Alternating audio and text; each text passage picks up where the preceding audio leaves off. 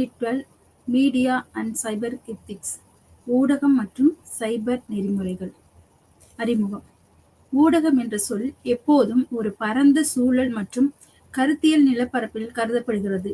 செய்தித்தாள்கள், தொலைக்காட்சி, விளம்பரம், வானொலி, தொலைபேசி, பத்திரிகை மற்றும் இணையம் ஆகியவை இதில் அடங்கும்.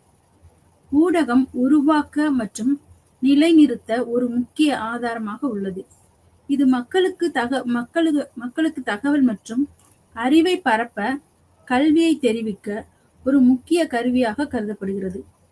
இது அறிவின் கணிசமான எபிஸ்டமிக் அலகு. அரசு மற்றும் கார்ப்பரேட் நிறுவனங்களின் முக்கியமான செயல்பாடு அது பிரச்சாரத்தில். மனித வரலாற்றில் மிக சமீப வேகத்தில் ஏராளமான தகவல்களுக்கு கணிசமான வெளிப்படும். இது அனுபவபூர்வமாக வெளிப்படையாகிறது. ஊடகம் டிஜிட்டல் உலகில் ஒரு பாய்ச்சலை எடுத்துள்ளது. இது அடிப்படையில் வேறுபட்டது. பாரம்பரிய அச்சு மற்றும் மின்னணு ஊடகங்களில் இருந்து டிஜிட்டல் மீடியா அதிக தகவல்களை பரப்புகிறது. இதுவரை வளர்ச்சியடைந்த முந்தைய ஊடகங்களின் மற்ற வடிவங்களை விட வேகமாக இதில் எளிதில் அணுகக்கூடியது, செலவுக்கு ஏற்றது, மேலும் உலகின் தூரத்தை கணிசமாக குறைக்கிறது என்ற கருத்தை இடம் மற்றும் நேரம் மாற்றியுள்ளது. மீடியா மறுக்க முடியாத வகையில் நமது தகவல்களின் முக்கிய மற்றும் ஆதிக்கம் செலுத்தும் ஆதாரமாக மாறியுள்ளது. இருப்பினும் நெறிமுறை கேள்விகளுக்கு அப்பால் இருக்க முடியாது. நாம் சில குறியீடுகள், கொள்கைகளை உருவாக்க வேண்டும். துல்லியமாக விளம்பரப்படுத்தப்படும் அதன் உண்மையான செயல்பாட்டை செயல்படுத்த சரியான திசையில் அதை வழிநடத்துவதற்கான விதிகள், சமூகத்தில் நல்வாழ்வை மேம்படுத்த தகவல் நெறிமுறை விசாரணை கோருகிறது. ஊடகங்கள் தகவல்களை பரிமாறுவதற்கும் தகவல்களை எல்லா இடங்களுக்கும் எடுத்து செல்வதற்கும் ஒரு அடிப்படையான காரணியாக செயல்படுகிறது. இது ஊடக கோட்பாடு எப்படி இருக்கும்னா, அது நம்பகத்தன்மையா இருக்கணும், வெளிப்படைத்தன்மையா இருக்கணும், பொறுப்பு கூறலா இருக்கணும். இது முக்கியமான இந்த அம்சம், இந்த கோட்பாடை இந்த ஊடகம் கடைபிடித்தாக வேண்டியது அவசியமாகிறது. அதாவது இது முக்கியமாக ஊடகங்களின் நெறிமுறை கணக்குகளை வழங்குகிறது. அது ஊடகம் அது வெளியிடக்கூடிய செய்திகள் நம்பகத்தன்மை உள்ளதாக இருக்கணும், அது வெளிப்படைத்தன்மையா இருக்கணும், எல்லாருமே ஒரு நேரத்துல பார்க்கக்கூடிய அறிந்து கொள்ளக்கூடியதாக இருக்க வேண்டும், அது வெளிப்படைத்தன்மையுடையதாக இருக்க வேண்டும், மறைமுகமாக புரிதல் இல்லாத அளவிற்காக இருக்கக்கூடாது. பொறுப்பு பொருள் அது இருப்பதை எப்படி இருக்கிறதோ அப்படியே அவற்றை எடுத்துக் கூறுவது. இருப்பினும் இது ஒரு முக்கியமான ஊடகங்களின் நெறிமுறை கணக்குகளை வழங்குகிறது. மக்கள் அதிக ஒளியை உருவாக்குவதற்கும் மக்களுக்கு தகவல் தருவதற்கும் ஊடகங்கள் முக்கிய செயல்பாட்டை செய்கின்றது. தகவல்கள் ஒரு இடத்துல இருந்து மற்றொரு இடத்திற்கு அது பல வழிகளில் செய்திகள், தகவல்கள் பரிமாறப்பட்டு கொண்டு இருக்கின்றன. இதுல மீடியா இப்ப பழங்காலத்துல இருந்து இப்ப நடைமுறையில நிறைய மாறுதல்கள் ஏற்பட்டிருக்கு. அச்சு ஊடகமா இருந்தது, இப்ப டிஜிட்டல் மீடியாவா மாறி இருக்கு. இப்ப பகுத்தறிவு முடிவுகள் என்னதுன்னா, ஊடகவியலாளர்கள் எல்லா நேரத்திலும் நடுநிலையாக இருக்க மாட்டார்கள். ஊடகவியலாளர்கள், ஜேர்னலிஸ்ட் எப்படி இருக்கணும்னா, மீடியா எப்படி இருக்கணும்னா, அவங்க எப்பொழுதுமே நடுநிலையாக தான் இருக்கணும். பாரபட்சம் பார்க்காம, அந்த ஏற்றத்தாழ்வுகள் இல்லாத ஒரு நடுநிலையான நிலைமையில் இருக்கக்கூடியவர்களாக ஊடகவியலாளர்கள் செயல்பட வேண்டும். ஏனென்றால் சில நேரங்களில் ஒரு யோசனை மற்றும் கருத்து இயல்பாகவே பகுத்தறிவற்றது மற்றும் அடிப்படையானது, எனவே புறக்கணிக்கப்பட வேண்டும், இது நிராகரிக்கப்பட்டது. ஊடகங்களின் பங்கு உண்மைகளை கண்டறியாமல் அவற்றை முன்வைப்பதில் மட்டும் நின்றுவிடவில்லை, மக்களுக்கு அர்த்தமுள்ளதாக தெரிவிக்கும் சூழல் அது. இந்த கிரகாம் நோக்கம் அப்படி அவருடைய எப்படி சொல்றாருன்னா, அவருடைய கொட்டேஷன் நோக்கம் செய்தித்தாள்கள் மற்றும் வானொலி மற்றும் தொலைக்காட்சிகளில் வரும் தீவிரமான செய்தி அறிக்கைகள் வெறுமனை எண்ணுவதற்கு அல்ல, என்ன நடந்தது, ஆனால் நிகழ்வுகளை, அவற்றின் அரசியலை வெளிக்கொணரும் மற்றும் விளக்கும் வகையில் புகாரளிக்க சமூக மற்றும் கலாச்சார முக்கியத்துவம், குறைந்ததாக இந்த நோக்கங்களை மையமாக கொண்டதுதான் இந்த செய்தித்தாள்களும் இந்த மீடியாக்கள். இப்ப ஊடகங்கள் வந்து பெரும்பாலும் ஜனநாயகம் சுதந்திரவாத கட்டமைப்பில் 4வது தூணாக விவாதிக்கப்படுகின்றது. அதாவது ஒரு நாடு ஒரு ஜனநாயகம் ஒரு நாட்டோட 4 தூண்கள்ல வந்து இந்த ஊடகங்கள் ஒரு 4வது தூணாக கருதப்படுகிறது. அதற்கு சில சுதந்திரங்களும் நியாயமான கடமைகளும் உண்டு. தாராளவாத கட்டமைப்பு கணிசமான அளவு குறைப்பதன் மூலம் அரசாங்கத்தை பொறுப்பு கூற வைக்க ஊடகங்கள் விரும்புகின்றன. வாழ்க்கையின் அனைத்து துறைகளிலும் அரசாங்கத்தின் தலையீடு, மேலும் அது அரசாங்கத்தை அனுமதிக்காது மக்களின் உரிமைகளை குறைக்க அதிகாரத்தை பயன்படுத்துதல், அரசாங்கத்தில் உள்ள எல்லா செய்திகளும் தகவல்களும் மக்களை சென்றடைவதற்கு இந்த ஊடகங்கள் ஒரு சிறந்த ஒரு கம்யூனிகேஷன் இதா இருக்கும். ஆனா இந்த போற செய்திகள் வந்து அதாவது மறைமுகமாகவோ அது வெளிப்படைத்தன்மை இல்லாததாகவும் செய்திகள் வந்து இருக்கக்கூடாது, தகவல்கள் இருக்கக்கூடாது. அது எப்படி இருக்கோ, எப்படி அவர்கள் வந்து பேசுற விஷயமா இருக்கட்டும், அவங்க சொல்லக்கூடிய அந்த கருத்துக்களாக இருக்கட்டும், எல்லாம் வந்து மக்களிடையே வந்து மாற்றம் இல்லாம அது இருந்தவனமாய் அவர்களை சென்றடைவதற்கு இந்த ஊடகங்கள் செயல்படுகிறது, துணை புரிகிறது, முக்கிய பங்களிக்கிறது. இது சுயாட்சி, ஒருமைப்பாடு வெளிப்படுத்தும் சுதந்திரம் மற்றும் மக்கள் அறியும் உரிமை, மனித கண்ணியமும் நேர்மையும் எப்போதும் உண்டு. ஊடகங்களின் சுதந்திரவாத கட்டமைப்பில் தடையற்ற உலகளாவிய நெறிமுறை மதிப்புகள் என்று அறியப்படுகிறது. ஊடகங்களில் உள்ள அழுத்தமான நெறிமுறை கவலைகள் குறித்து குறிப்பிடத்தக்க அளவில் சிந்திக்கப்பட்டது. இந்த தத்துவ ஞானிகள் ஆகிய நாம் அறிவு மற்றும் ஞானத்தின் நாட்டத்தில் இருக்கிறோம். அதாவது பண்டைய கிரேக்க தத்துவ ஞானி சாக்ரட்டிஸ் வந்து மனித நடத்தையின் மையத்தில் நெறிமுறைகளை கொண்டு வந்தார். எல்லாத்துக்கும் ஒரு நெறிமுறை இருக்கு, எல்லா ஃபீல்டுலயுமே அந்த எத்திக்ஸ் வந்து எல்லா ஃபீல்டுலயுமே இருக்கு. எந்த தொழில் தர்மம் ஒவ்வொன்றும் சொல்ல தொழில் தர்மம்னு சொல்றோம், எந்த சமயங்களா இருக்கட்டும், மற்ற நடைமுறைகளா இருக்கட்டும், இல்லை எந்த ப்ரொஃபஷனலா இருந்தாலும் அது ப்ரொஃபஷனல் எத்திக்ஸ் இருக்கும் போது அந்த எத்திக்ஸ் வந்து எல்லாத்துலயுமே கடைபிடிக்க வேண்டும். அவை வந்து சாக்ரட்டிஸ் வந்து அவரோட காலத்திற்கு முந்தைய தத்துவ ஞானிகள் இயற்கையான தத்துவத்திலிருந்து குறிப்பிடத்தக்க ஒரு மாற்றத்தை வந்து பார்க்க முடியுது. அவருக்கு எப்படி ஒரு நல்ல அர்த்தமுள்ள மற்றும் தகுதியான வாழ்க்கையை வாழ்வது முக்கிய தத்துவ அக்கறையாக இருந்தது.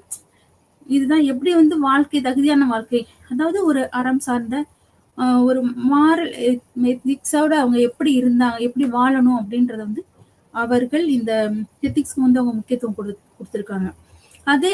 அதே என்ன தேவை என்பதை புரிந்து கொள்வதற்கு ஊடகங்களின் வெளியிலும் அக்கறையை நீட்டிக்க முடியும். வந்து அர்த்தமுள்ள வாழ்க்கை வாழ எது தகுதியான வாழ்க்கை என்பது அது என்ன, அதற்கு தேவையானது என்ன என்பதையும் புரிந்து கொள்வதற்கும் ஊடகங்களின் வெளியிலும் அக்கறை வந்து நீட்டிக்க முடியுது. நியாயமான மற்றும் அர்த்தமுள்ள ஊடகங்களை முன்னெடுத்து செல்லுங்கள். ஊடகங்களின் இருப்பு மற்றும் போற்றப்படுவதில்லை, மாறாக மதிப்புகள் சார்ந்த ஊடகங்கள் எந்த அறிவொளி பெற்ற சமூகத்திலும் மதிக்கப்படுகின்றன. அதாவது சில ஊடகங்கள் வந்து எந்த ஒரு தகவல்களாக இருந்தாலும் அது வெட்ட வெளிச்சமாக, அது சார்பற்ற தன்மையோடு, யாருக்கும் பயம் இல்லாம இதுதான் உண்மை, இந்த உண்மை வந்து அப்படியே நேரடியாக எடுத்து சொல்வது, அப்படி ஒரு கட்டமைப்புக்குள்ள அந்த மதிப்புகள் சார்ந்த இந்த மீடியா வந்து செயல்படுது. மீடியா மற்றும் சைபர் பேஸின் நெறிமுறைகள். ஊடக நெறிமுறைகள் ஒரு பரந்த ஆய்வு பாடமாகும். பத்திரிகை முயற்சிக்கான தலைப்பை தேர்ந்தெடுப்பதிலிருந்து செய்திகளை பரப்புவதற்காக, பகிர்வதற்காக செய்திகளை உருவாக்குவது சில அழுத்தமான நெறிமுறைகளை உள்ளடக்கியது. பத்திரிகை வந்து ஆரம்பத்துல இருந்து பத்திரிகை தான் ஊடகமா இருந்தது, அச்சு வடிவில் வந்து இது ஊடகமா இருந்துச்சு. அப்புறம் காலப்போக்குல வந்து கணினி மூலமாக அந்த மீடியா வந்து இன்டர்நெட் அப்படின்னு பல அட்வான்ஸ்டு டெக்னாலஜில வந்து வந்துருச்சு. இப்ப இந்த ஊடகம் வந்து கவலைகள், ஊடக மக்கள் தொடர்பாளர்கள் ஒவ்வொரு கட்டத்திலும் நெறிமுறை கவலைகளை கையாள வேண்டும். எல்லாரும் வந்து அந்த மீடியா எப்படி இருக்கணும்னா இந்த சட்ட திட்டங்கள் அதுக்குன்னு இருக்கிற அந்த எத்திக்ஸ் வந்து அது ஃபாலோ பண்ணியே ஆகணும். அது இல்லாம அவங்களுடைய சுய விருப்பத்தின்படி அவர்கள் அந்த மீடியா வந்து செயல்பட முடியாது, செயல்படக்கூடாது. எனவே ஊடக வல்லுநர்கள், அதாவது உள்ளடக்க உருவாக்கம், கதை, சமீபத்தில் வெகுஜன ஊடகம் மிகவும் போற்றப்படும் தொழிலாக மாறியுள்ளது. இந்த ஊடகம் வந்து இப்ப அட் பிரசன்ட்ல வந்து நிறைய மக்களால மிகவும் போற்றப்படக்கூடிய தொழிலாக கூட மாறி இருக்கு. அப்ப நிறைய கம்யூனிகேஷன் ஸ்கில் நிறைய வந்துருச்சு, நிறைய மீடியாக்கள் வந்துருச்சு, நிறைய வெப்சைட் வந்துருச்சு. இப்ப அது மூலமா வந்து நிறைய மறைவான இருந்த விஷயங்கள், தெரியாம இருந்த விஷயங்கள் எல்லாமே வந்து இப்ப வெளிப்பட எல்லா மக்களும் ஈஸியா வந்து அதை தெரிந்து கொள்ளக்கூடிய வாய்ப்புகள் அதிகமாயிருக்கு. எனவே ஊடக வல்லுநர்கள் எதிர்கொள்ளும் பொருத்தமான சிக்கல்கள் மாறாமல் வேறுபடுகின்றன. நம்ம அதுல வந்து வேறுபாடுகள் உண்டு. ஊடக வல்லுநர்களின் முழு செயல்பாட்டிலும் இயற்கை நெறிமுறைகளை இணைத்துக் கொள்ளலாம். அது நம்பகத்தன்மை, உண்மைத்தன்மை, வெளிப்படைத்தன்மை மற்றும் ஒருமைப்பாடு. இது வந்து இந்த ஊடகத்துல உள்ள ஒரு நெறிமுறையாக இந்த நெறிமுறைகளை பின்பற்றக்கூடிய கட்டாயத்தில் இந்த ஊடகங்கள் இருக்கு. ஆனா இன்னைக்கு இருக்கிற சூழ்நிலையில இந்த அடிப்படையான இந்த கோட்பாடுகள் எல்லாம் பின்பற்றப்படுகிறதா என்றால் அது ஒரு கேள்விக்குறியாக தான் இருக்கின்றது. ஊடக நெறிமுறைகளை வழங்குவது இன்றியமையாதது. எந்த தகவல்களை பகிர வேண்டும் என்பது பற்றிய தார்மீக தீர்ப்பு, சைபர் நெறிமுறைகள், பதிப்புரிமை உள்ளிட்ட பல்வேறு சிக்கல்களை உள்ளடக்கியது. நிதி மோசடிகள், ஸ்பேம், காப்புரிமை பாதுகாப்பு, டிஜிட்டல் அடையாளங்கள், டிஜிட்டல் சுயம், ஆன்லைன் திருட்டு, சைபர் திருட்டு, இணைய அச்சுறுத்தல்கள், பெயர் தெரியாது, வெளிப்படையான ஆபாச படங்கள், வெறுப்பு பேச்சு மற்றும் பொருள் பெறுதல், இப்படிப்பட்ட பல இதெல்லாம் இருக்கு. இதுல வந்து இந்த டிஜிட்டல் மீடியால வந்து இந்த மாதிரி எல்லாம் இருக்கு. இவ்வளோ அதாவது எவ்வளவு நல்ல விஷயங்கள் இருக்கோ அந்த அளவுக்கு தீமையான மெரிட்ஸும் இருக்கு, இல்லை டிமெரிட்ஸும் நிறையவே இருக்கு. உள்ளடக்கத்தின் உரிமையாளரை தவிர்த்து சில பதிவு செய்யப்படாத தளங்களிலிருந்தும் பதிவிறக்கம் செய்யப்பட்டது. தத்துவ ஞானி லூசியோனா புளோரிட்டி என்ட்ரோபியின் நெறிமுறை சிக்கலை நம்பத்தகுந்த முறையில் அடையாளம் காட்டுகிறார். கீரன் வாதிடுகிறார், எங்களுக்கு செய்தித்தாள்கள் மூலம் தகவல்கள் வழங்கப்படும் போதெல்லாம் தொலைக்காட்சி, இணையம் அல்லது வேறு எந்த மூலமும் நம் அன்றாடத்தை பயன்படுத்துவதை தவிர வேறு வழி இல்லை. வந்து எல்லாருமே மீடியா, ஏதாவது இந்த தொலைக்காட்சியா இருக்கட்டும், இணையமா இருக்கட்டும், இந்த மாதிரி எல்லாருமே அதை வந்து பயன்படுத்தக்கூடியவர்களாகவும், இது இல்லாம இல்லை அப்படின்ற அளவுக்கு இப்போ மொபைல் போன் எல்லாத்துலயுமே வந்து இந்த எல்லா உலக விஷயங்களையும் நடப்புகளையும் தெரிந்து கொள்வதற்கு ஒரு ரொம்ப எளிமையான வழிகள் வந்து இப்ப வந்துருச்சு. இந்த உளவுத்துறை வந்து நம்பகத்தன்மையை மதிப்பிடுவதற்கு இது ஒரு வார்த்தை அல்லது சித்தரிப்புக்கு எழுதப்பட்ட உரை அவ்வளவு கொஞ்சம் பொருந்தும். அச்சு ஊடகத்தில் நெறிமுறை சிக்கல்கள். அச்சு ஊடகம் வந்து மிகவும் வலுவான மற்றும் நம்பகமான வழிமுறைகளில் ஒன்றாக அறியப்படுகிறது. அச்சு ஊடகம் வந்து ஆரம்பிக்கும் போது வந்து அந்த பிரிண்டிங் வச்சு ஆரம்பிக்கும் போது அப்புறம்தான் உலக விஷயங்களை வந்து எல்லாரும் தெரிகிற அளவுக்கு எழுத்து வடிவில் கொண்டு வந்தது. வந்து பல மொழிகள்ல வந்து இது அச்சடிக்கப்பட்டு, இப்போ நியூஸ் பேப்பர், பத்திரிகைகள் வந்து பல மொழிகள்ல அச்சிடப்பட்டு வெளியிட அந்த நாட்டிற்கு ஏற்றவாறு அந்தந்த நாட்டினுடைய அந்த ரீஜனல் லாங்குவேஜ்ல எல்லா பத்திரிகைகளும் வருது. அது வந்து அந்த செய்தித்தாள்களாக இருக்கட்டும், மீடியாக்கள் வந்து ஊடகங்கள், அச்சு ஊடகங்கள் வந்திருக்கு. இருப்பினும் இந்த தகவல் தொடர்பு யுகத்திற்கு இது உண்மையாக இருக்காது. பொருளாதாரம், ஊடகங்களில் உள்ள வாய்ப்புகள் நம்பகத்தன்மையையும் உண்மையையும் அதன் முக்கிய செயல்படும் இயக்கியாவதை நிறுத்தலாம். கதைகளை எழுதும் பத்திரிகையாளர்கள் வெளிப்படையாகவும் புறநிலையாகவும் பக்கச்சார்பற்றவர்களாகவும் இருக்க வேண்டும். இப்ப ஒரு பத்திரிகையில வந்து ஒரு செய்தியை போடுறாங்கன்னா, செய்தி வந்து அது கதையா இருந்தாலும் சரி, ஒரு செய்தி உண்மை செய்தியாக இருந்தாலும், அல்லது ஒரு கதையை வந்து ஒரு மாதிரியா வச்சு ஒரு கற்பனை கதை அப்படின்னு போடுவாங்க. அந்த மாதிரி போடும்போது அந்த எந்த செய்தி, ஒரு செய்தியை தான் போடுவாங்க. பொதுவாக வந்து பத்திரிகையில செய்திகள் வரும். அது வரும்போது அது வந்து வெளிப்படையா இருக்கணும், புறநிலையாகவும் பக்கச்சார்பற்றதா ஒரு பக்கம் சார்ந்து. இப்ப அந்த பத்திரிகையாளர் வந்து பொதுவா எப்படி இருக்கணும்னா ஒரு சார்பற்றவர்களா தான் இருக்கணும். ஒரு பக்கம் இவங்க வந்து அரசியல்வாதிகள், இவங்க பெரியவங்க, இவங்க புகழ்மிக்கம், அவங்க பக்கம் சார்ந்து அவங்கள புகழ்ந்து அவங்களுடைய விஷயங்களை வந்து ரொம்ப அதிகப்படியா காட்டுற மாதிரியும், இந்த மாதிரி இல்லாம, அல்லது இந்த விஷயங்களை மறைக்கணும் அப்படின்ற மாதிரி உண்மைத்தன்மையை கூட மறைச்சு வெளிப்படுத்தக்கூடிய அந்த மாதிரியாக இவர்கள் செயல்படக்கூடாது. தொழில் வல்லுநர்களாக ஒரு நபரின் விவரங்களை வெளியிடுவதற்கு முன் அவர்கள் அனுமதி பெற வேண்டும். இப்ப தொழில் வல்லுநர்கள் இருக்காங்க, இப்ப அவங்களுடைய விவரங்களை வந்து வெளியிடுவதற்கு அவருடைய அனுமதி வந்து பெறணும். இவங்க இப்படிதான் அப்படின்னு இவங்க ஒரு கதையை வந்து அவங்க எழுதக்கூடாது, அவங்களுடைய அனுமதி இல்லாம எழுதக்கூடாது. பேட்டி எடுக்கிறவங்க போது அவர்களுடைய அனுமதி பெற்று அவர்களுடைய நேரடியே அவர்கள் வாய்மொழியாகவும் ரெக்கார்டு மூலமா அவங்களுடைய தகவல்களை இவர்கள் பெற்று அதை வெளியிடலாம். ஒரு கதையில் வந்து ஊழல், போலித்தனம் மற்றும் மோசடியை அம்பலப்படுத்தும் வழக்குகளுக்கு விலக்கு அளிக்கிறது. சில விஷயங்கள் வந்து ஒரு கட்டுப்பாட்டுக்குள்ள இருக்கு.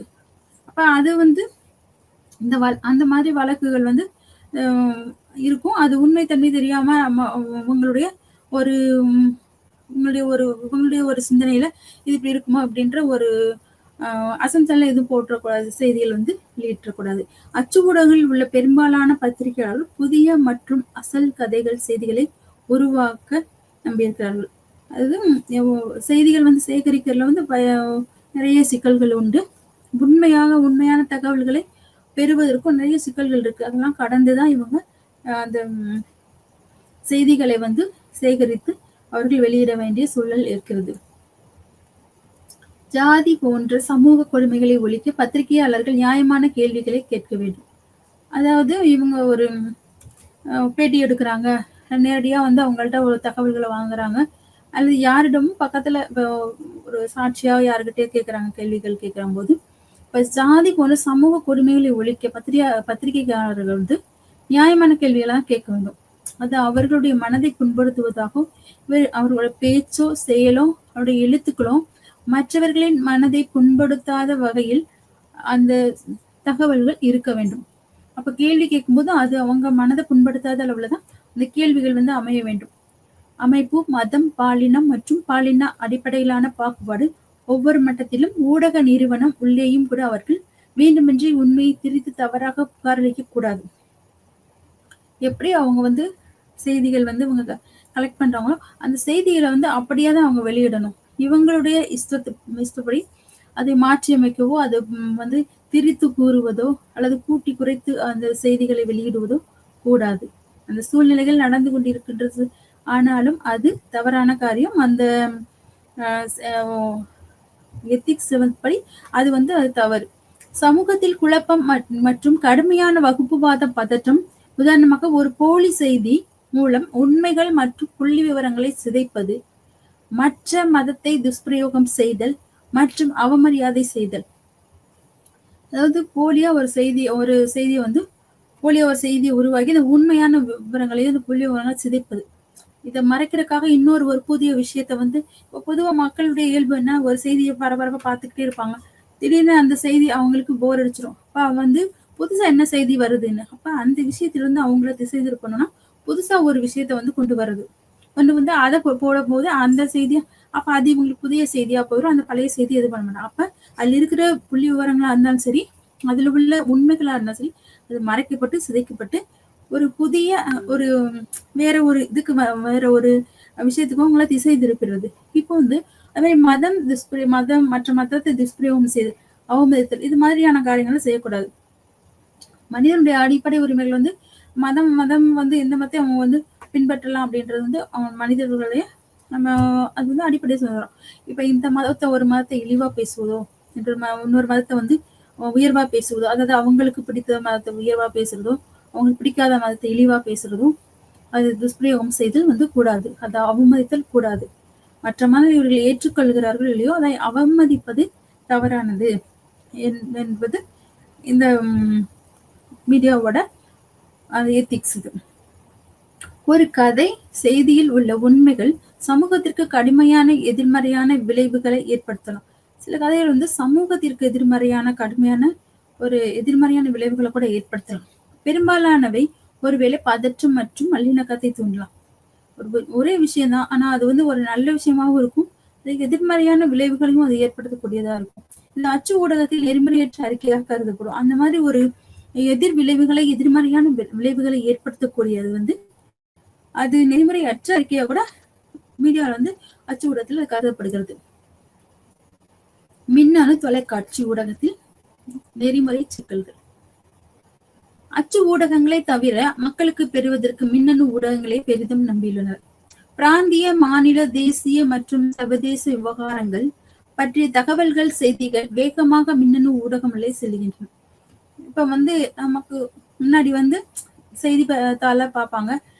செய்தித்தாள்னா அதுல ஒரு குறிப்பிட்ட மாவட்ட செய்தி, மாநில செய்திகள், அப்புறம் உலக செய்தி இப்படின்னு ஓரளவுக்கு அந்த செய்திகள் இருக்கும். அது முழுவதுமாக அவர்கள் படிப்பார்களா அல்லது தெரிந்து கொள்வார்களா என்பது அவருடைய டைட்டில மட்டும் படிச்சுட்டு கூட போவாங்க. யாரும் உட்காந்து படிக்கிறது இல்லை. ஆனா படிக்கிறத விட சில நேரத்துல கேட்கறத மக்கள் விரும்புவாங்க. உட்காந்து எடுத்ததை படிச்சு அதை புரிந்து கொள்ற அடுத்த வேலை ஏதோ அவர்களுடைய சொந்த வேலைகளை பார்த்து இருக்கும்போது அப்படியே காதுல கேட்டுட்டு போகணும் அப்படின்ற ஒரு சூழ்நிலைக்கு வந்துட்டாங்க. ஏன்னா அந்த அளவுக்கு மக்களுக்கு நேரமும் இல்லை. அப்ப ஏதாவது ஒரு இதை கேட்டுருணும், தெரிஞ்சுக்கணும், ஒரு வேலை நம்ம செஞ்சுக்கிட்டே இருக்கணும். அந்த சூழ்நிலையில போயிருக்காங்க. இப்ப அச்சு ஊடகங்கள் தவிர மக்களுக்கு மின்னணு ஊடகங்கள், இப்ப தொலைக்காட்சியா இருக்கும், தொலைக்காட்சி ஓடிக்கிட்டே இருக்கும், நம்ம கேட்டுக்கிட்டே சில வேலைகள்லாம் பார்த்துக்கிட்டே இருப்பாங்க. அப்ப அது மாதிரி ரேடியோ, வானொலி மூலமா செய்திகள் நிறைய கேட்டுட்டு இருந்தாங்க. இப்ப அந்த அளவுக்கு வானொலியோட இருப்பு அந்த புழக்கம் குறைஞ்சிட்டு இருக்குன்னு தான் சொல்ல முடியும். இந்த அச்சு ஊடகங்களை தவிர மக்கள் பெரிது மின்னணு ஊடகங்களை பெரிது நம்ப. ஏன்னா அதுல இப்போ போற போக்குல எல்லாம் மொபைல் போன் இப்போ வந்துருச்சு. அதுல மின்னணு ஊடகங்கள்ல மொபைல் போன்ல எல்லாமே எல்லாமே இந்த உலகமே கைக்குள்ள இருக்கிற மாதிரி ஒரு சூழ்நிலை இப்ப இருக்கு. இப்ப அதுலயே எல்லா தகவல்களையும் மக்கள் பார்க்க முடியுது, கேட்க முடியுது. இப்ப இந்த மின்னணு ஊடகம் பெரிதளவுல நம்ம அது ஆக்கிரமிச்சிருக்கு. இந்த பிராந்திய, மாநில, தேசிய மற்றும் சர்வதேச விவகாரங்கள் பற்றிய செய்திகளை இப்ப எல்லாமே செய்தி உடனுக்குடன் தெரிந்து கொள்ளக்கூடிய ஒரு சூழ்நிலை வந்துவிட்டது. அதே சமயம் அச்சில் செய்திகளின் நடுத்தர வேகம் ஒப்பீட்டளவில் குறைவாக தான் உள்ளது. இந்த அச்சுக்கும் மின்னணுக்கும் எவ்வளவோ நிறைய வேறுபாடுகள், அந்த வேகத்துல நிறைய வித்தியாசமான வேறுபாடுகள் உண்டு. படிக்கவும் எழுதவும் தெரியாதவர்களை மின்னணு ஊடகங்கள் திறம்பட சென்றடைய முடியும். இப்ப படிக்க தெரியாதவங்க என்ன பண்ணுவாங்க, கேட்கதான் செய்வாங்க. அப்ப இந்த மீடியா, வானொலியா இருக்கட்டும், தொலைக்காட்சியா இருக்கட்டும், அல்லது இந்த இன்டர்நெட் மூலமா வரக்கூடிய அந்த செய்திகள் எல்லாமே இப்போ கேட்கறதுக்கும் அவங்க கேட்டுக்கொள்வதற்கும் அதை படிக்கிறது தெரியல. ஆனா எல்லா செய்திகளையுமே அவங்க கேட்டு தெரிஞ்சுக்கிறாங்க. இது வெகுஜன தகவல் தொடர்பில் மிகவும் தாக்கத்தை ஏற்படுத்தும் ஊடகமாக பரவியது. இப்ப இன்டர்நெட் தான் இப்ப பெரிய அளவுல இப்ப கம்யூனிகேட் பண்ணிட்டு இருக்கு. அது ஆடியோ காட்சி இயல்பு முடியும். அதாவது ஆடியோ காட்சி நிறைய விஷயம் ஆடியோவும் அவங்க கேட்டுக்கிறாங்க, வீடியோவும் சில பாக்குறாங்க. அதாலும் புரிந்து கொள்ளக்கூடிய ஒரு அந்த அளவுக்கு எல்லாம் இதை வளர்ந்துட்டாங்க. சாதாரண மக்களை சென்றடைவதற்கான முக்கிய கருவியாக அதை உறுதிப்படுத்தலாம். சாதாரண மக்கள் வரைக்கும் இன்னைக்கு எல்லாம்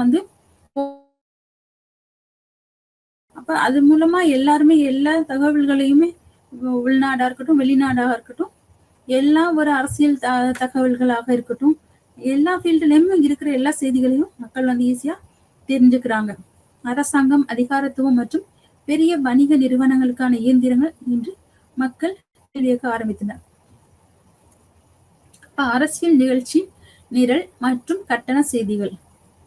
அரசியல் பிரச்சாரம் மற்றும் பணம் செலுத்தும் செய்திகள் அதிக தெளிவுபடுத்தப்படாமல் ஒளிபரப்பப்படுகின்றன.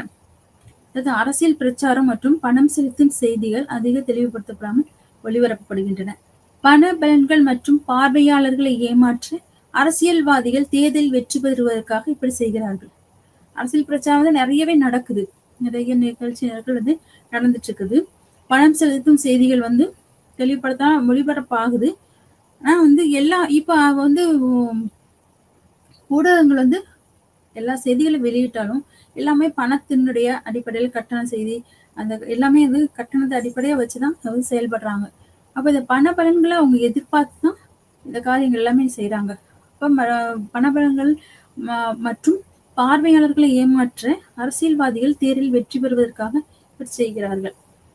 இப்ப உள்ளடக்கத்தை கையாளுதல், பெரிய வணிகம் தயாரிப்பின் நற்பெயரை நிறுவ நிறுவனங்கள் மக்களுக்கு தவறான நம்பிக்கை அளிக்கிறது. இப்ப விளம்பரங்கள் நம்ம பாக்குறோம். ஒரு செய்தி, நான் ஒரு முக்கியமா ஒரு செய்தி பார்க்கணும்னு நினைச்சோம்னா அது பாக்குறதுக்குள்ள நிறைய விளம்பரம் இடையில வந்துட்டே இருக்கும். அப்ப இந்த விளம்பரத்தினுடைய அதிகம் ஒரு நிறுவனம், அது ஒரு நிறுவனம் அவங்க சொல்லக்கூடிய விஷயத்த வந்து இவங்க சொல்றாங்க. இப்ப விளம்பரத்த பொறுத்த வரைக்கும் இவங்களுடைய ரூல்ஸ் எல்லாம் அவங்க வந்து ஃபாலோ பண்றதில்ல. அவங்க சொல்றத இவங்க செய்வாங்களா? இவங்க சொல்ற விஷயத்துக்கு வந்து இந்த ஊடகங்கள் வந்து பொறுப்பு அல்ல. அதிலேயே போட்டுருவாங்க அது பொறுப்பு இல்லன்னு. இதெல்லாம் சிலது வந்து போடுவாங்கல்ல. ம் இது வந்து கற்பனையே, இந்த பாத்திரங்கள்லாம் கற்பனை பாத்திரம் அப்படின்னு. அது மாரி இதுக்கெல்லாம் சொல்லி முடிச்சுட்டு இது வந்து இதுக்கு நாங்க வந்து நிர்வாகம் பொறுப்பல்ல அப்படின்னு சொல்லிருவாங்க. இது வந்து அது அது வந்து இந்த செய்தி வந்து இந்த தகவல் வந்து அந்த நிறுவனத்திற்கு உரியது. அதுக்குடைய காப்பிரைட் வந்து அவங்களோட இது. அவங்க உரிமை வந்து அது உரிமை வந்து அவங்களுக்கு. இப்ப அவங்க சொல்றத வந்து அந்த தவறான நம்பிக்கைகள விளம்பரப்படுத்தும் போது அது ஒரு பெரிய விஷயமா வந்து எடுத்து காட்டுவாங்க. அந்த தவறான நம்பிக்கையை வந்து மக்களுக்கு அளிக்கக்கூடியதாகவும் இருக்கு. அதை நுட்பமாக செய்து செய்தியாக முன்னெடுத்து செல்கிறார்கள். அது வந்து மக்கள்ல வந்து ஏமாற்ற அளவுல ஒரு பொருளை விற்கணும்னா அதுக்கு பல விதமான ஒரு ஜோடனையான சில விஷயங்களை செய்து அந்த பொருள் வந்து அவங்க மக்களை சென்றடையணும். அவங்க மக்களிடையே வந்து பெரிய வரவேற்பை அது பெறணும் அப்படின்ற ஒரு இதுல நிறைய ஒரு நம்புற மாதிரியான விஷயங்களை வந்து நிறைய செய்வாங்க. அது ரொம்ப அதுதான் சிறந்ததுன்ற மாதிரி கொண்டு வந்து அந்த விஷயத்த சொல்லுவாங்க.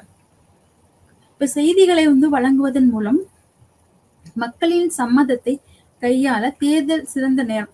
ஒரு குறிப்பிட்ட கட்சி அதன் தலைவர்கள் மற்றும் கொள்கைகளை உண்மையானதாகவும் உண்மையாகவும் முன்னிறுத்துவதன் மூலம் ஆதரவு செய்தி இது ஊடகத்தின் நேர்மை மற்றும் மரியாதைக்குரிய 4வது ஸ்டெப் செலவில் செய்யப்படுகிறது. இப்ப ஒரு கட்சி இருக்கு. அந்த கட்சி தலைவர்களும் சரி, கொள்கைகளா இருந்தாலும் சரி, இதெல்லாமே உண்மைன்ற மாதிரி இவங்க காட்டி மக்களை நம்ப வச்சு மக்கள்கிட்ட வந்து நிறைய ஆதரவு பெறதுக்காக நிறைய விஷயங்களை வந்து இவங்க செய்யறாங்க. இது வந்து 4வது ஸ்டேட் அப்படின்ற மாதிரி அந்த மற்றும் மரியாதைக்குரிய 4வது ஸ்டேட் அது மூலமா இந்த விஷயங்கள்லாம் செய்யப்படுது. ஜனநாயகம் இத்தகைய நடைமுறைகளின் முன்னேற்றம் ஆரோக்கியத்தின் மீது கடுமையான எதிர்மறையான தாக்கத்தை ஏற்படுத்துகிறது. பொதுவாக சமூகம் மற்றும் ஜனநாயகம் இது மக்களிடமிருந்து உண்மையான தகவல்களை மறைத்து நிறுத்துகிறது. இந்த மாதிரி அரசியல் சார்ந்த விஷயங்கள் வந்து அந்த அரசியல் கட்சிகள் இது ஆளுங்கட்சியா இருந்துச்சுன்னா அது வந்து அது பெரிதாக காட்டுவதாகவும் எந்த விஷயம் அவங்களுக்கு வந்து சொல்ல வேண்டிய விஷயமோ அதை ஹைலைட் பண்ணி மற்றதெல்லாம் அப்படியே ஒரு இதுவாகவே காட்டுவாங்க. அப்ப மக்களிடையே வந்து அந்த அந்த கட்சினா அந்த கட்சி அது எது அவங்க சொல்ல வராங்களோ எந்த தகவல்களை மக்கள்கிட்ட திணிக்க நினைக்கிறாங்களோ அந்த விஷயத்த மக்கள் வந்து அப்படியே ஏற்றுக்கொள்ளணும். அந்த விஷயத்தை வந்து அவங்க நம்பணும். அந்த அளவுக்கு இவங்களுடைய செய்திகள் வந்து தகவல் வந்து அது மாதிரி அனுப்பப்படுகிறது. சைபர் பேசில் நெறிமுறை சிக்கல்கள்.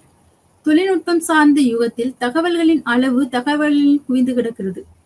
சமூகம் இன்ஃபோஸ்பியர் தகவலின் தரம் மற்றும் ஆரோக்கியம் தொடர்பான பிரச்சனைகள் தொடர்பான விவாதம் பெரிய அளவில் ஓரங்கட்டப்பட்டுள்ளது.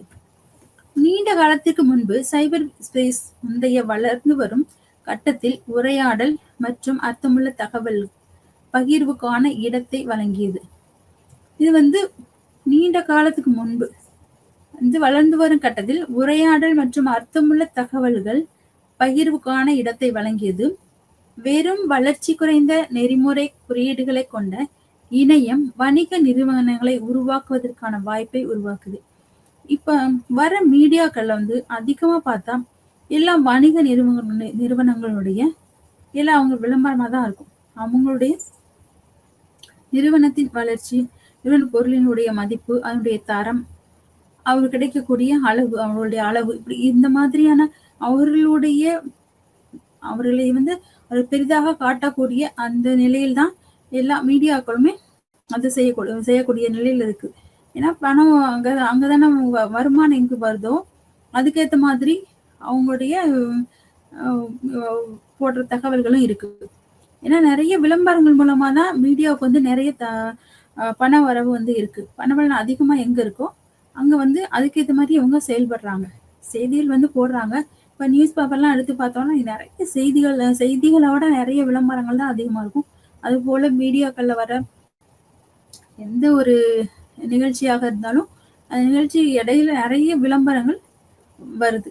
இல்ல பொருள் பற்றியோ அல்லது அரசியல் கட்சி பற்றியோ நிறைய வந்து எல்லாமே வந்து தொழில்நுட்பம் எல்லாம் வந்து வணிகம் சார்ந்ததாக தான் அதிகமாக இருக்கிறது. இப்ப பெரும் பணம் அதை ஒட்டி உள்ளடக்கத்தின் தரத்தை மாசுபடுத்த தொடங்கியது. முழு மனித வரலாற்றிலும் அதிக உள்ளடக்கம் தகவல் இருப்பினும் உள்ளடக்கத்தின் தரம் உள்ளது.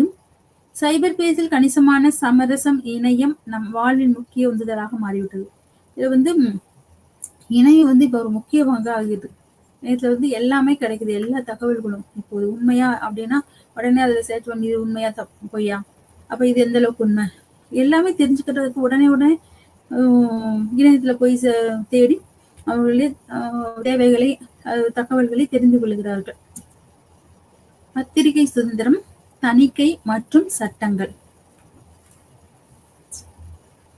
பத்திரிகை சுதந்திரம் ஒருவரின் உயிருக்கும் கண்ணியத்துக்கும் முக்கியத்துவம் கொடுத்தால் அதை முழு உரிமையாக கருத முடியாது. பத்திரிகை சுதந்திரம் ஒரு உயிருக்கும் கண்ணியத்துக்கும் முக்கியத்துவம் கொடுக்கணும், கொடுத்தாலும் முழு உரிமையாக கருத முடியாது. கடுமையான ஆபத்தில் உள்ள தனிநபர் சுதந்திரம் சில பொறுப்புகளுடன் வருகிறது. அது முழுமையானது அல்ல. சுதந்திரம் எப்படி இருந்தாலும் அது மக்களின் பாதுகாப்பை சீர்குலைத்து தேசியத்திற்கு அச்சுறுத்தலாக இருந்தால் ஒரு நியாயமான வழியில் சுதந்திரத்தின் எதிர்மறையான பயன்பாட்டின் ஓரளவு தணிக்கை வெளிப்பாடு நியாயப்படுத்தப்படலாம். அதாவது சுதந்திரம் எப்படி இருந்தாலும் அது மக்களின் பாதுகாப்பை சீர்குலைக்கிறதா இருக்கக்கூடாது, தேசியத்திற்கு அச்சுறுத்தலாக இருக்கக்கூடாது. நியாயமான வழியில் சுதந்திரத்தின் எதிர்மறையான பயன்பாட்டின் ஓரளவு தணிக்கை வெளிப்பாடு நியாயப்படுத்தப்படலாம். ஓரளவு அந்த தணிக்கை ஓரளவுக்கு வெளிப்பாடு நியாயப்படுத்தப்படலாம். நாம் நேர்மையாகவும் நியாயமாகவும் அதை செயல்படுத்துவராகவும் ஒரு ஆற்றலாகவும் பார்த்தால் இடையூறு, அச்சுறுத்தல், வன்முறை ஒரு சமூகம், தனிநபரின், குழுவின் நேர்மை மற்றும் கண்ணியத்தை மீறுதல், அதை கட்டுப்படுத்த மற்றும் அதை கண்காணிக்கலாம். இதெல்லாம் இந்த நியாயமாகவும் செயல்படுவாரா இருந்தாலும் அந்த இடையூறு, அச்சுறுத்தல், வன்முறை ஒரு சமூகத்தோட நபரின் குழு, நேர்மையற்ற இது மாதிரி ஒரு சூழ்நிலை அந்த கண்ணியத்தை மீறுதல், அதை கட்டுப்படுத்தணும், அதை கண்காணிக்கலாம். இருப்பினும் கட்டுப்பாடு விதிக்கப்படும் அச்சுறுத்தலை மேற்கோள் காட்டி உண்மையான பேச்சு சுதந்திரத்தை குறைக்க ஒரு நியாயமான காரணமாக செயல்பட முடியாது. அதாவது கட்டுப்பாடு விதிக்கப்படும் அச்சுறுத்தலை மேற்கோள் காட்டி உண்மையான பேச்சு சுதந்திரத்தை குறைக்க ஒரு நியாயமான காரணமாக செயல்பட முடியாது. அது எப்படி இருக்கோ அதை அப்படித்தான் சொல்லணும். உண்மை சொன்னா உண்மை சொல்லணும். அது சுதந்திரம் இருக்கு, பத்திரிகை சுதந்திரம்னு இருக்கு. அந்த பத்திரிகை சுதந்திரம் அது பொதுமக்களுக்கும் ஒரு நியாயமான ஒரு நேர்மையான முறையில அது செயல்படணும். அந்த செயல்பட நியாயமான நேர்மையான முறையோட அந்த சுதந்திரம் இருக்க வேண்டும். பிரஸ் கவுன்சில் ஆஃப் இந்தியா பத்திரிகையாளர் பராமரிக்க சில வழிகாட்டுதலை வழங்கியுள்ளார்கள். அது என்னன்னா, கட்டண செய்திகளை தவிர்த்து துல்லியம் மற்றும் நேர்மை. இந்த கட்டண செய்திகளை தவிர்க்கிறது துல்லியம் மற்றும் நேர்மை. அதாவது அந்த செய்திகள் எப்படி இருக்கணும், அக்யூரஸியா இருக்கணும், அது ஹானஸ்டா இருக்கணும். அதே மாதிரி கட்டண செய்தி எல்லாமே பணத்தை வாங்கிட்டு சொல்றதவே போட்டுட்டே இருந்தா உண்மையான செய்தி, மக்களுக்கு சொல்ல வேண்டிய தகவல்கள் அல்லது ஒரு அவேர்னஸ் கொடுக்க வேண்டிய செய்திகள்லாம் இருக்கும். இதெல்லாம் கொடுக்கணும். நிறைய பத்திரிகைகள் மூலமா தான் அப்ப இருந்து அவங்களோட சுதந்திரத்துல இருந்து எல்லாமே பத்திரிகைகள் மூலமா தான் எல்லாம் சொல்லியிருக்காங்க. இந்த பத்திரிகை சுதந்திரன்ற தனி மனிதன், அது பத்திரிகை சுதந்திரம், அந்த மனிதன் அதை எது வேணாலும் எழுதலாம், பேசலாம். ஆனா அந்த எழுத்தும் சொல்லும் செயல் பேச்சும் மற்றவர்களை புண்படுத்தாத வகையில் அது அமைய வேண்டும். ஒருதலை பட்சமாக இருக்கக்கூடாது. அது ஒருவரை உயர்த்தியும் ஒருவரை தாழ்த்தியும் அல்லது ஒருவரை தூசிக்கிற மாதிரி ஒருவரை இழிவுபடுத்தக்கூடியதாக அது இருக்கக்கூடாது. அதுக்குதான் இந்த தணிக்கை அப்படின்றது அது செய்தித்தாள்களா இருக்கட்டும் அல்லது பில்மா இருக்கட்டும், மூவி இந்த மாதிரி இருக்கும்போது அந்த தணிக்கை சட்டங்கள் வச்சிருக்காங்க. ஏன்னா எல்லாத்தையும் அப்படியே அவங்க சொல்ற மாதிரி அப்படியே எல்லாத்தையும் சொல்ல முடியாது. எல்லாத்துக்கும் ஒரு சென்சார் வச்சு அதை சரியான முறையை சரிப்படுத்தி தான் மக்களுக்கு இதை வெளியிடுறாங்க. அது முக்கியமானது. அப்ப அந்த சுதந்திரம் இருந்தாலும் அந்த சுதந்திரத்தை முழுமையாக நேர்மையான வழியில், நியாயமான வழியில் அதை பயன்படுத்த வேண்டும். அது மீறி அது சுயநலத்தோடு அது செயல்படுவதாக இருந்துவிடக் கூடாது. யூனிட் 13 மெடிக்கல் எத்திக்ஸ், மருத்துவ நெறிமுறைகள். அறிமுகம். மருத்துவ நெறிமுறைகள் என்பது பயன்பாட்டு நெறிமுறைகளின் ஒரு கிளை ஆகும். இது மருத்துவம் மற்றும் மருத்துவ நடைமுறைகள் பகுதியில் உள்ள நடைமுறை சிக்கல்களை கையாளுகிறது. மருத்துவ நெறிமுறைகள் என்பது மருத்துவம் மற்றும் மருத்துவ நடைமுறைகளின் ஒரு முக்கிய பிரிவு ஆகும். நெறிமுறைகளாக நமது அன்றாட வாழ்வில் முக்கிய பங்கு வகிக்கிறது. ஒவ்வொரு மனிதனும் தனக்கென வாழ்வை வாழ்கிறான். வாழ்ற எல்லா மனிதனும் ஒரு நெறிமுறையோட வாழணும். எல்லா சமயங்களும் சரி, சமயங்கள் வலியுறுத்தது எல்லாமே நெறிமுறையோட ஒரு மனிதன்னா இந்த நெறிமுறைகளை பின்பற்றி வாழணும், இப்படிதான் இருக்கணும். இப்ப அவங்க அப்படி இருந்தாதான் இந்த சமுதாய மக்கள் ஒரு ஒரு குடும்பத்துல இருக்கவங்க அந்த ஒற்றுமையா அந்த ஒரு கட்டுப்பாட்டுக்குள்ள இருக்கும்போதுதான் இந்த குடும்பம் ஒரு ஊரா இருக்கும். அந்த ஊர் ஒரு சமூகம், ஒரு சமூகத்துல ஒரு மாநிலம், மாவட்டம் இப்படி போகும்போது ஒரு நாடு அந்த ஒரு ஒழுங்கா ஒரு கட்டுப்பாட்டோட ஒரு நெறிமுறையோட வாழக்கூடிய ஒரு சூழ்நிலை உருவாகும். இந்த நெறிமுறைகளாக நம்ம அன்றாட ஒவ்வொரு மனிதன் தனக்கே ஒரு வாழ்வை வாழணும். அந்த வாழ்வு ஒரு நெறிமுறையோடு கூடிய ஒரு வாழ்வா இருக்கணும். தேர்வுகள் மற்றும் முடிவுகள் ஒருவர் எப்போதும் தனது சொந்த விருப்பங்கள் மற்றும் முடிவுகளின் படி செயல்படுகிறார். இந்த தேர்வுகள் முடிவுகள் ஒவ்வொருவர் எப்போதும் தனது சொந்த விருப்பம் மற்றும் முடிவுகளின்படி செயல்படுகிறார். இது ஒரு சுதந்திரம் சொன்னாலும் அதுவும் சில நெறிமுறைகளோடு அது இருக்க வேண்டும். அங்கு ஒருவரின் செயல்களுக்கும் தேர்வுகளுக்கிடையே உள்ள தொடர்பு நெறிமுறைகள் மனிதர்கள் உருவாக்கும் போது தொடங்குகிறது. அப்ப எல்லாத்துக்கும் ஒரு வரைமுறை சொல்லுவோம். ஒரு வரைமுறை நெறிமுறை என்பது அவசியமாக இருக்கிறது. எல்லா செயல்பாட்டுக்கும் அது ஒரு அடிப்படையான ஒரு காரியமாக இருக்கிறது. செயல்படுவதற்கான தேர்வுகள் மற்றும் முடிவுகள் நெறிமுறைகள் தேர்வுகளை கையாளுகின்றன. தேர்வுகள் இல்லாத இடத்தில் நெறிமுறைகளின் பங்கு இல்லை. ஒரு தேர்வு என்பது நம்ம தேர்ந்தெடுக்கக்கூடிய அந்த விஷயங்கள் அது ஒரு நெறிமுறையோடு வரைமுறையோடு அது இருக்க வேண்டும் என்பது அவசியம். இதே முறையில் மருத்துவ நெறிமுறைகள் ஒரு நடைமுறை பாடம் மற்றும் தார்மீக தத்துவத்தின் ஒரு கிளை ஆகும். அதாவது எல்லாத்துக்கும் ஒரு நெறிமுறை இருக்கு. அது போல சட்டத்திற்கு ஒரு நெறிமுறை, மருத்துவத்திற்கு ஒரு நெறிமுறை, எந்த தொழில் இருக்கோ அந்த தொழிலுக்கான ஒரு தொழில் ரீதியான ஒரு நெறிமுறை உண்டு. மருத்துவத்தில் முக்கியமாக அணுகுமுறைகள் நெறிமுறைகள். மருத்துவத்தின் நெறிமுறை என்பது ஒவ்வொரு நெறிமுறை இக்கட்டான நிலையிலும் ஒரு நிலையான விதிகளை பயன்படுத்துவதல்ல. நெறிமுறைகளில் நம்மால் முடியும் அந்த பிரச்சனையின் தன்மையை புரிந்து கொள்வதன் மூலம் மட்டுமே நெறிமுறை சங்கடங்களை தீர்க்கும். அதாவது பிரச்சனைகள் என்னன்னு தெரிஞ்சாதான் அந்த பிரச்சனைக்கான ஒரு தீர்வை நம்ம கண்டுபிடிக்க முடியும். தீர்வு தீர்க்க முடியும். பிரச்சனை தீர்க்க முடியும். பிரச்சனைக்கான ஆரம்பம் என்ன, பிரச்சனை எங்கிருந்து தோன்றியது, அதுக்கான காரணம் என்ன அப்படின்னு நம்ம அறிந்து கொள்ளும் பொழுதுதான் அதுக்கான தீர்வுகளை கண்டுபிடிக்க முடியும். அந்த பிரச்சனையை தீர்க்க முடியும். நடைமுறை நெறிமுறைகளில் பயன்படுத்தப்படும் 2 முக்கியமான அணுகுமுறைகள் குறிப்பாக நெறிமுறைகளை தீர்ப்பதில் சங்கடங்கள் உள்ளன. அதாவது மருத்துவத்துக்குன்னு ஒரு நெறிமுறை இருக்கு. இந்த மருத்துவத்துல இந்த நெறிமுறைகளை தான் பின்பற்றணும் அப்படின்னு இருக்கு. அப்ப இதுல பயன்வாதம் அப்படின்னு ஒரு 4 இருக்கு. இதுல பயன்வாதம்ன்றது ஒண்ணு. அதை நம்ம இப்ப பார்க்கலாம். 2 முக்கியமான தத்துவ ஞானிகளால் பரிந்துரைக்கப்படும் ஒரு பாரம்பரிய நெறிமுறை கோட்பாடு பயன்பாடாகும்.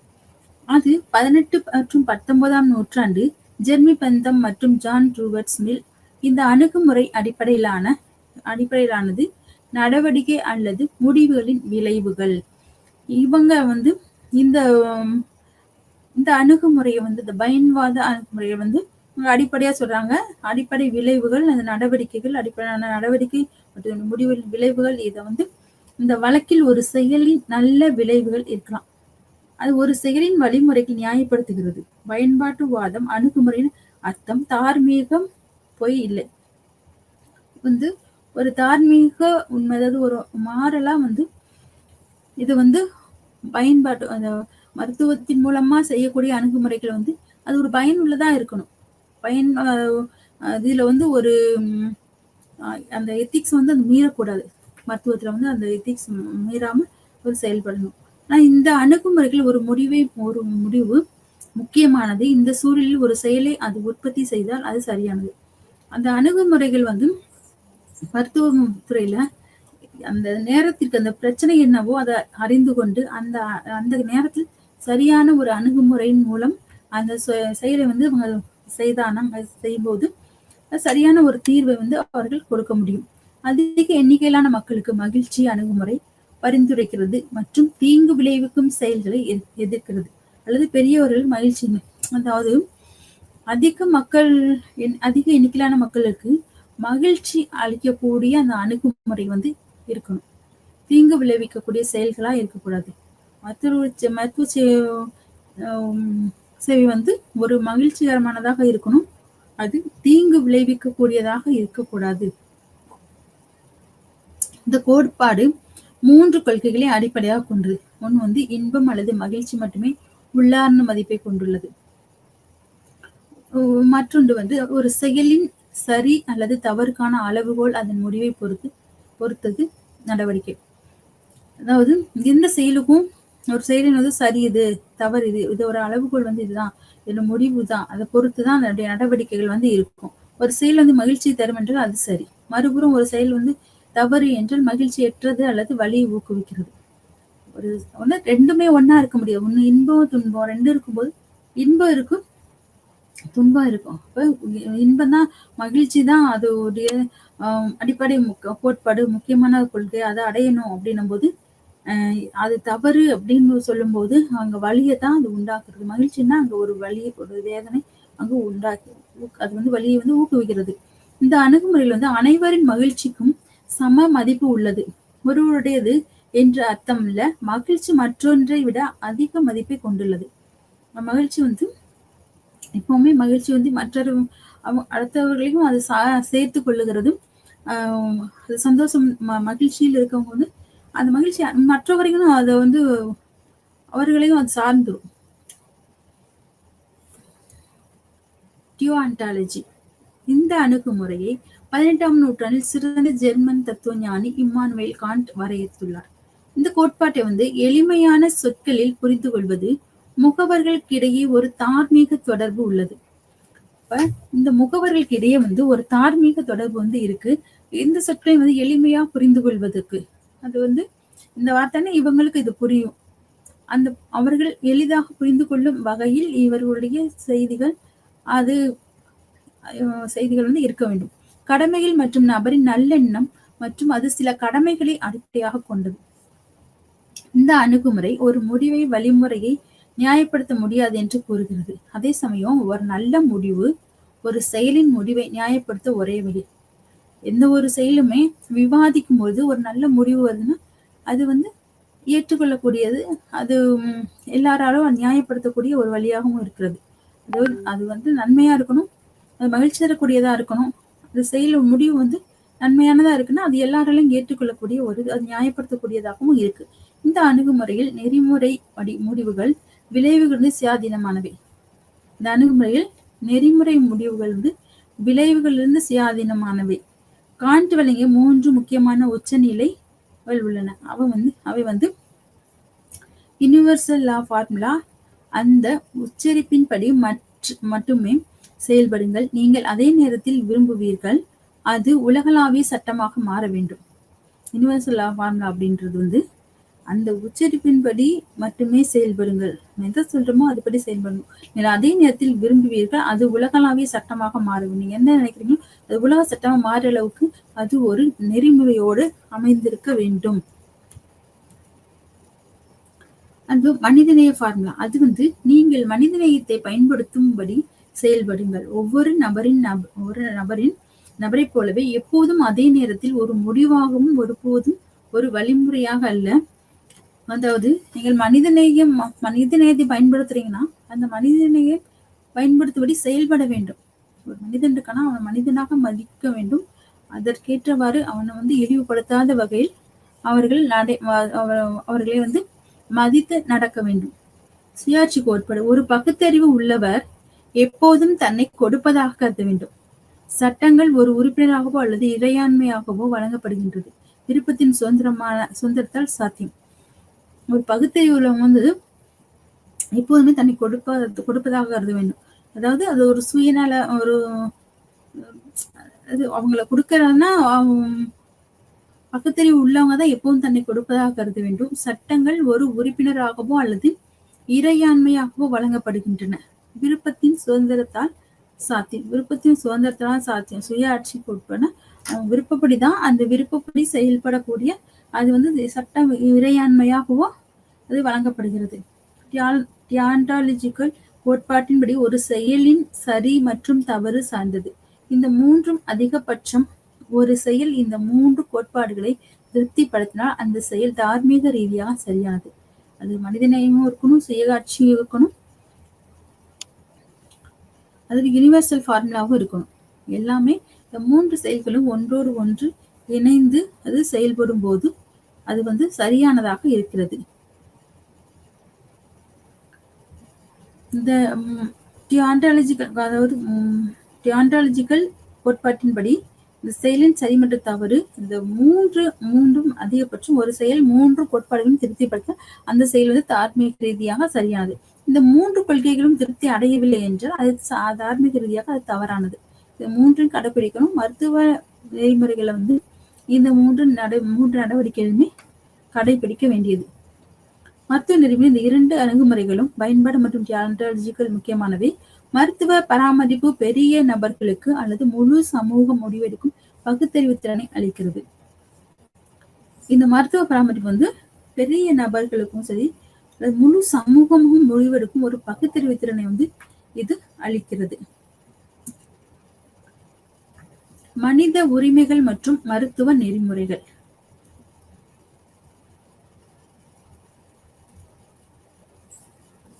மனித உரிமைகளுக்கான உலகளாவிய பிரகடனம் 1948 மனிதன் என்ற கருத்தை வரையறுத்துள்ளது. உரிமைகள் மனித உரிமைகள் அனைத்து மனிதர்களுக்கும் உள்ளார்ந்த உரிமைகள். ஹோமோசேபியன்சிஸ் உறுப்பினராக இருப்பது. இனங்கள் அனைத்து மனிதர்களுக்கும் சமமான மனித உரிமைகள் உள்ளன என்று அர்த்தம். மனித உரிமைகள் மற்றும் மருத்துவ நெறிமுறைகள். மனித உரிமை அப்படின்றது வந்து எல்லா மனிதர்களுக்கும் அந்த உரிமையை வந்து இருக்கணும். மனிதன்னா அவனுக்கான அந்த உரிமை வந்து அவனுக்கு கிடைச்சே ஆகணும், அது இருக்கணும். யுனைடெட் படி தேசம் மனித உரிமைகளில் வாழ்வதற்கான உரிமை மற்றும் சுதந்திரம் ஆகியவை அடங்கும். அடிமைத்தனம் மற்றும் சித்திரவதை, கருத்து சுதந்திரம், வேலை மற்றும் கல்வி உரிமை. மருத்துவ நெறிமுறைகளை பொறுத்தவரை ஒவ்வொரு மருத்துவருக்கும் நோயாளியின் மனித உரிமைகளை பாதுகாக்க வேண்டிய கடமை உள்ளது. மனித உரிமை மருத்துவ நெறிமுறையும் எப்படி வருதுன்னா, மனிதர் ஒரு மருத்துவரிடம் வரக்கூடிய மனிதர்கள் அந்த மனிதர்களுக்கான உரிமைகளை மருத்துவர்கள் மறுக்கக்கூடாது, அவர்களை இழிவுபடுத்தவும் கூடாது. ஒரு நோயாளியா ஒரு மனுஷன் வர்றான்னா மருத்துவருக்கும் நோயாளியின் மனித உரிமைகளை பாதுகாக்க வேண்டியது அவனுடைய கடமையாக உள்ளது. மனித கண்ணியம் மருத்துவ நெறிமுறைகளின் ஒவ்வொரு குறியீடும் சட்டங்களும் பாதுகாப்பை பொறுத்தது. மனித கண்ணியம் மருத்துவ நெறிமுறைகளின் ஒவ்வொரு குறியீடும் சட்டங்களும் பாதுகாப்பையும் பொறுத்தது. இதனால் மருத்துவ நெறிமுறைகள் மனித உரிமைகள் என்ற கருத்துடன் ஒன்றோடொன்று இணைக்கப்பட்டுள்ளன என்பது மிகவும் தெளிவாக உள்ளது. மருத்துவ நெறிமுறைகளில் தார்மீக மதிப்புகள். மருத்துவ நெறிமுறைகள்ல வந்து உள்ள நெறிமுறை மற்றும் தார்மீக சிக்கல் பொதுவாக பகுப்பாய்வு செய்யப்பட்டு தீர்க்கப்படுகிறது. 4 கொள்கைகளின் அடிப்படைகள் அவை சுயாட்சி, நன்மை, தீமை மற்றும் நீதி. இந்த 4 கொள்கைகள் வந்து இதுல ஒரு முக்கியமான இடத்தை பெற்றிருக்கிறது. அதன் மேல் இந்த 4 கொள்கைகளின் அடிப்படையில் மருத்துவத்துறையில் எந்த செயலும் நெறிமுறையாக மதிப்பிடப்படுகிறது.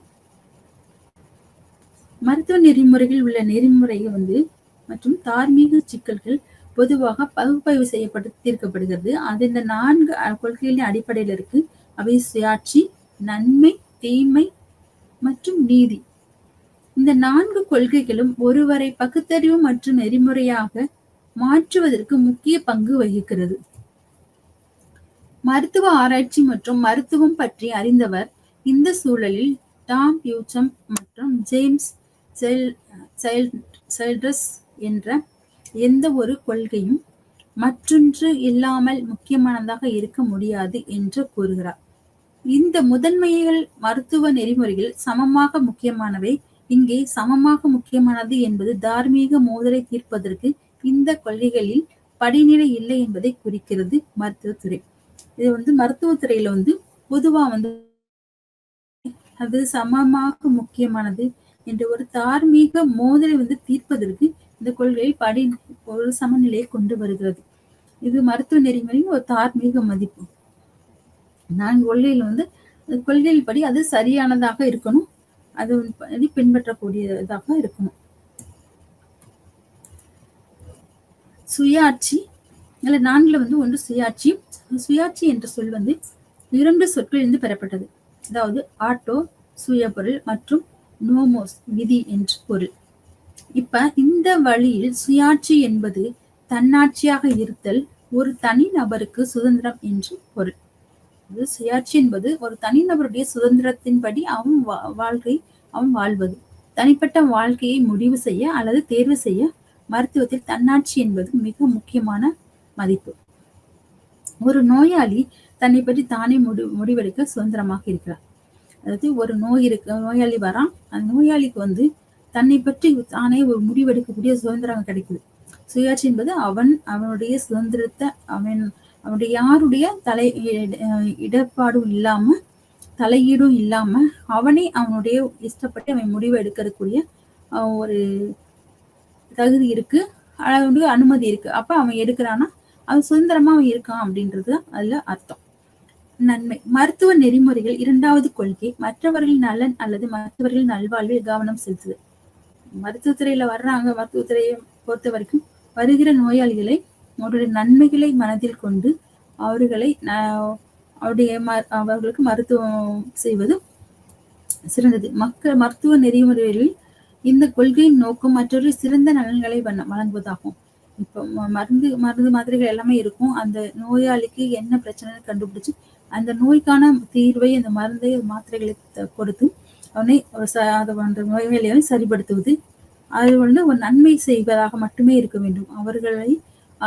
அவர்கள் வந்த நோக்கம் நிறைவேறும் பொருட்டு அது ஒரு நன்மையான காரியத்தில் முடிவதாக இருக்க வேண்டும். உதாரணமா ஒரு மருத்துவர் ஒரு நல்வாழ்வை ஊக்குவிக்கும் விதத்தில் செயல்பட வேண்டும்.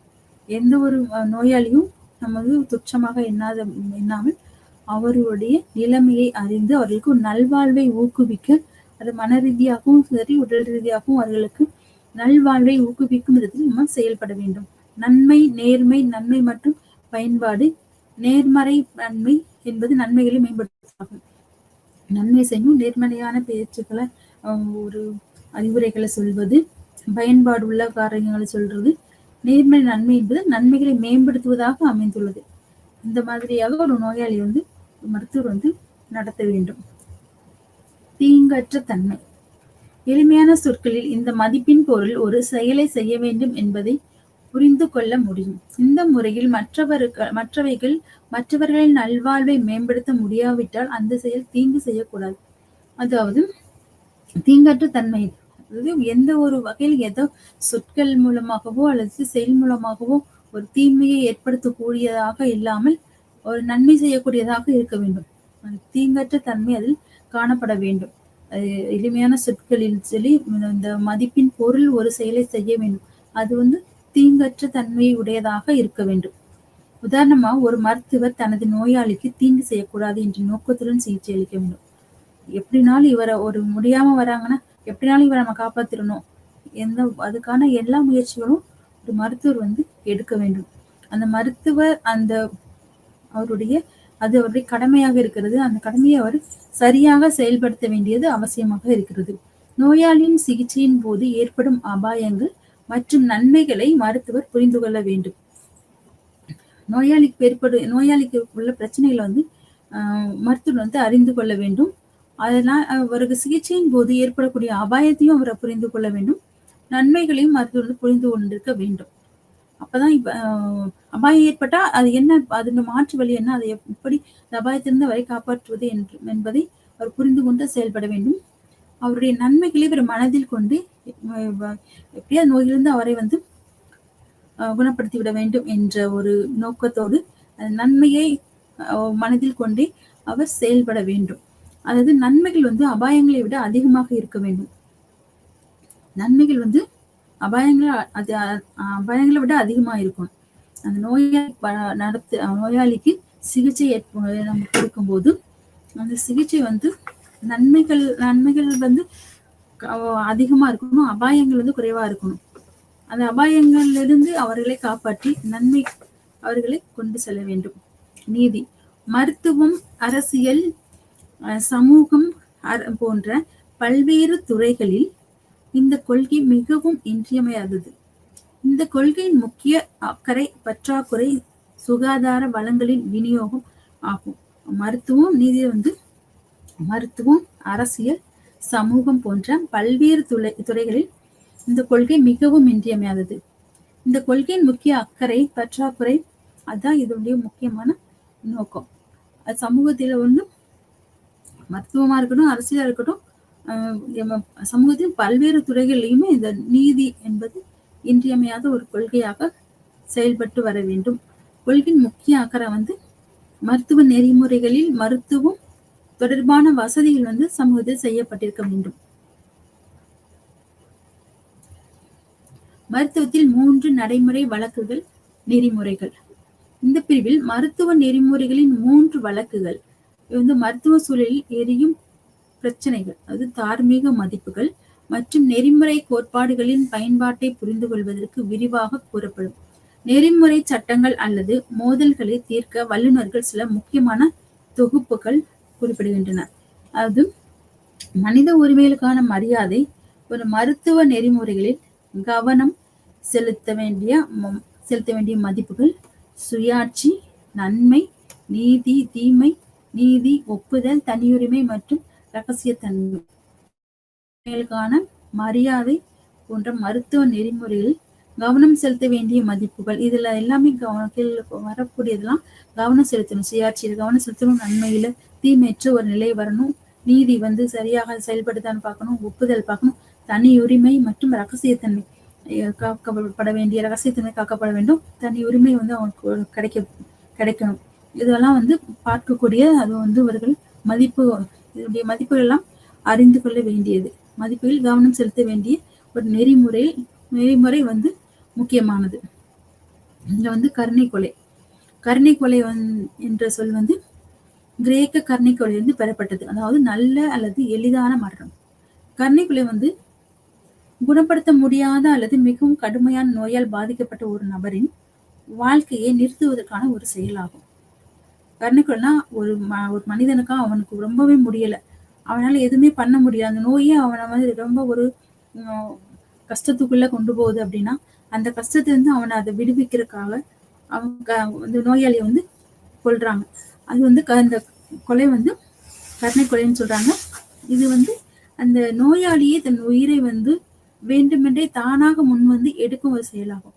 எனக்கு வேண்டாம், இதனால நான் உயிரோடு இருக்கிறதுனாலதான் எனக்கு இவ்வளவு பிரச்சனை, அந்த உயிரை எடுத்துடணும்னா அவங்களே ஒரு முடிவுக்கு வந்து தானாக முன் வந்து எடுக்கும் ஒரு செயல் தான் இந்த கருணை கொலை. மருத்துவ நோயாளி உறவு. இது வந்து மருத்துவ நோயாளி உறவு வந்து மருத்துவ நெறிமுறைகள் மற்றும் சுகாதார பிரச்சனையை மைய கருத்தாகும். மருத்துவர் நோயாளிக்கும் இடையில வந்து ஒரு பரஸ்பர உறவு வந்து இருக்கணும். அப்பதான் அவங்க நோயாளியுடைய சூழ்நிலைகள், மனநிலைகள், நோயினுடைய தாக்கம் எந்த அளவுக்கு இருக்கிறது என்பதை புரிந்து கொண்டு அவர்களுக்கு சிகிச்சை அளிக்க மருத்துவர்கள் முன்வர முடியும். இது வந்து வாடகை தாய் என்பது தாய்மை என்பது கூட்டு இனப்பெருக்கத்தின் ஒரு வடிவமாகும். இது பொதுவா வந்து 3 உள்ளடக்கியது. அதாவது திருமணமான மலடு தம்பதியர் மற்றும் நபர்கள் வாடகை தாய் அவர்களுக்கு வந்து உதவுவாங்க. வணிகம் அல்லாத வணிகத்திற்கு எதிரான கருத்துக்கள் அதிகம் என்பது நிதர்சனமான உண்மை. சில தம்பதிகள் வந்து அவர்களுக்கு மருத்துவ கண்ணோட்டத்தில் கர்ப்பம் ஆபத்தானது என்றும் அது சாத்தியமற்றது என்றும் அறியும் பொழுது வாடகை தாய் என்ற ஒரு நுட்பத்தை அவர்கள் பயன்படுத்திக் கொள்கிறார்கள். நன்றி.